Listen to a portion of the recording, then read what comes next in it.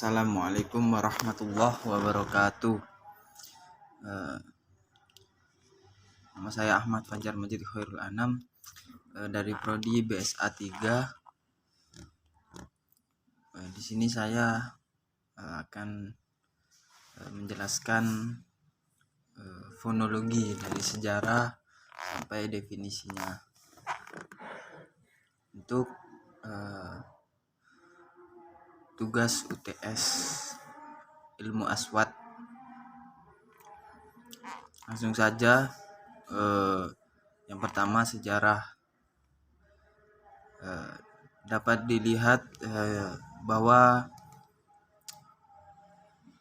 melalui riwayat pemakaian istilah fonem dari waktu ke waktu itu dimulai dari negara Barat di Paris pada tanggal 24 Mei 1800, kurang lebih 1800.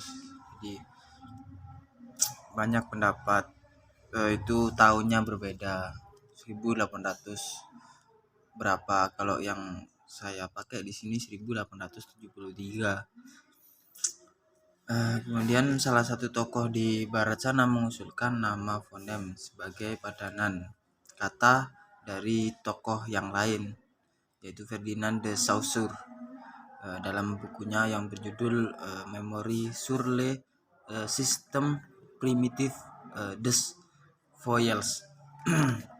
Jadi dari situ awal mula sejarah fonologi umum. Memori tentang sistem awal vokal bahasa-bahasa Indonesia Eropa yang terbit pada tahun 1878. Kemudian ada berbagai aliran pada saat itu dalam fonologi. Yang pertama, aliran Kazan. Tokohnya yaitu Nicholas Krzyzewski. Aliran ini mendefinisikan fonem sebagai satuan fonetis yang tak terbagi, yang tidak sama dengan antropofonik. Jadi alirannya itu membagi bahasa-bahasa sehingga tidak sama dengan aliran yang lain. Kemudian yang kedua, aliran Praha, yaitu ditandai dengan proporsi 22. Usulan 22 yang diajukan oleh Robin Jacobson dan Trubetskoy pada Kongres Internasional. Jadi ada tandanya, yaitu 22, proporsion 22. Itu ciri khasnya dari aliran Praha. Kemudian yang ketiga, aliran Amerika. Tokoh aliran ini adalah Edward Sapir, seorang etnolog dan linguis yang terutama meneliti bahasa-bahasa Indian. Jadi di tokohnya yaitu Edward Sapir. Dia tokoh yang meneliti bahasa-bahasa di Indian. Menurutnya, sistem fonologi bersifat fungsional, kiprah, diteruskan oleh penerus dari Yale, Leonard Bloomfield, yang karyanya yang berjudul Language, jadikan dirinya bapak linguis Amerika selama 25 tahun. Jadi itu sedikit dari aliran Amerika. Kemudian fonologi dari bahasa Arab, dari sisi Arab. Jadi sebagai bahasa yang paling banyak menyandang atribut, maksudnya bahasa Arab itu dipakai sebagai bahasa kitab suci, hadis, agama Islam.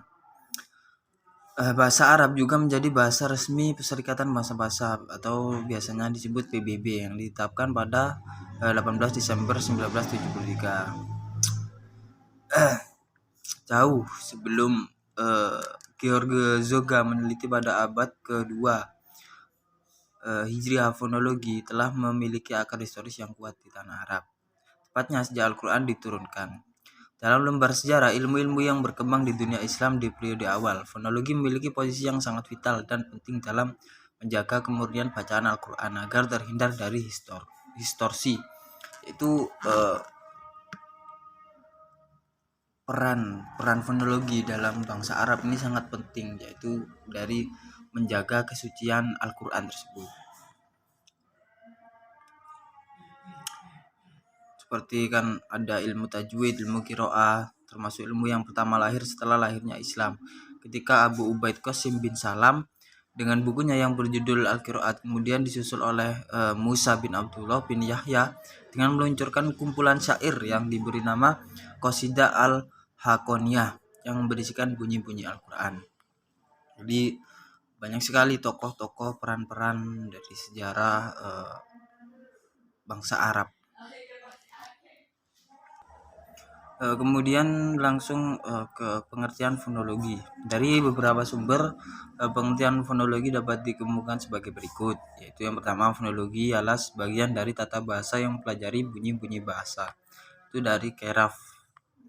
Kemudian yang kedua dari Krida Laksana. Fonologi ialah bidang dalam linguistik yang menyelidiki bunyi-bunyi bahasa menurut fungsinya. Ketiga dari Sir, yaitu fonologi ialah bidang linguistik yang mempelajari, menganalisis, dan membicarakan runtutan bunyi-bunyi bahasa. Jadi dari berbagai pendapat tersebut dapat diambil garis besar bahwa fonologi yaitu yaitu ilmu bahasa yang menyelidiki, mempelajari, menganalisis, dan membicarakan runtutan bunyi-bunyi bahasa yang dihasilkan oleh alat ucap manusia beserta fungsinya. Kemudian fonologi itu ada dua macam-macamnya, fonetik dan fonemik. Fonetik yaitu cabang studi fonologi yang mempelajari bunyi bahasa tanpa memperhatikan apakah bunyi tersebut mempunyai fungsi sebagai pembeda makna atau tidak. Jadi itu udah jelas ya. Sedangkan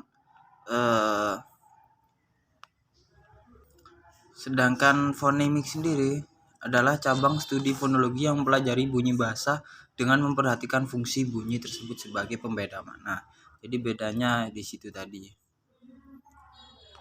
Untuk bedanya fonetik dan fonemik. Kalau fonetik itu tidak memperhatikan fungsinya, sedangkan fonemik itu lebih memperhatikan fungsinya. Sedangkan fonetik sendiri nanti ada bagiannya sendiri seperti fonetik instrumental, parametris, kemudian terapan. Jadi semakin banyak bagian-bagiannya sendiri. Kemudian peran dan urgensi fonologi dalam linguistik ini seperti mempelajari, menganalisis, dan membicarakan runtutan bunyi-bunyi bahasa ini disebut fonologi yang secara etimologi terbentuk dari kata fon yaitu bunyi dan logi yaitu ilmu. Jadi fon itu bunyi dan logi itu ilmu, disebut fonologi. Oleh karena itu dalam pembahasan bahasa dan dialek ini dalam bahasa dan dialek, pokok bahasan dijelaskan melalui sudut pandang fonologi. Contohnya seperti kita mendengar seorang public speaking sedang berbicara dalam sebuah forum.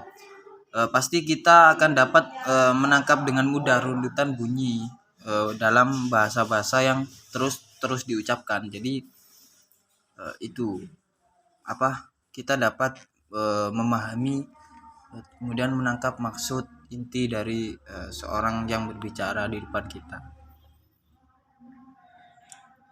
Kemudian misal ada orang Madura dan orang Jawa, itu kan kita harus saling mengetahui maksud dialek dari seseorang tersebut ketika berbicara dengan kita.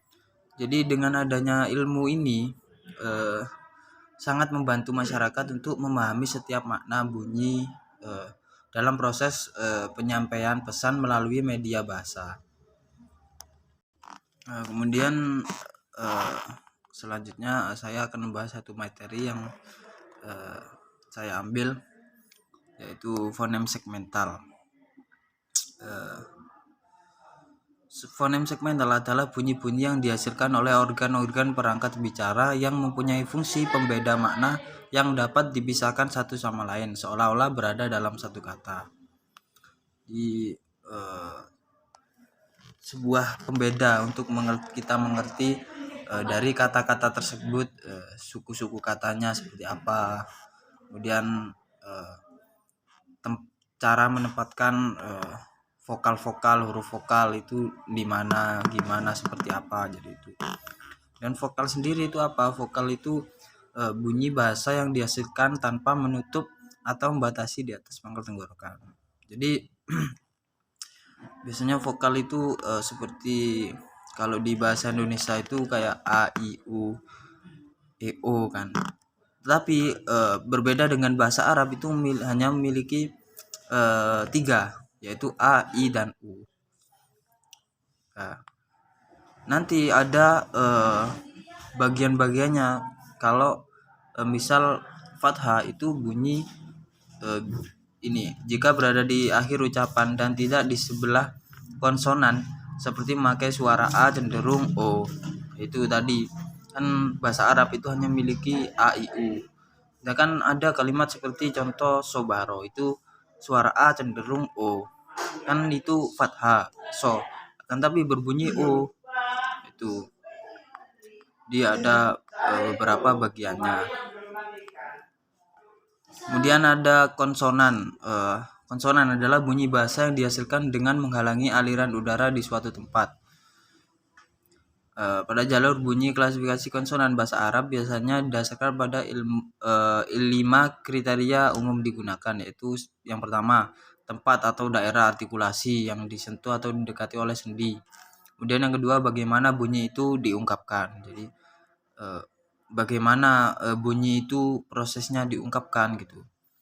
Kemudian ketika konsonan diucapkan, apakah pita suara bergetar atau tidak. Keempat, udara dikeluarkan dari paru-paru melalui rongga mulut atau hidung. Yang kelima, apakah pengucapan suara disertai dengan proses faring. Faring itu kayak pernafasan gitu, seperti itu. Mungkin cukup itu udah pembahasan dari saya. Kurang lebihnya saya mohon maaf yang sebesar-besarnya. Terima kasih. Wassalamualaikum warahmatullahi wabarakatuh.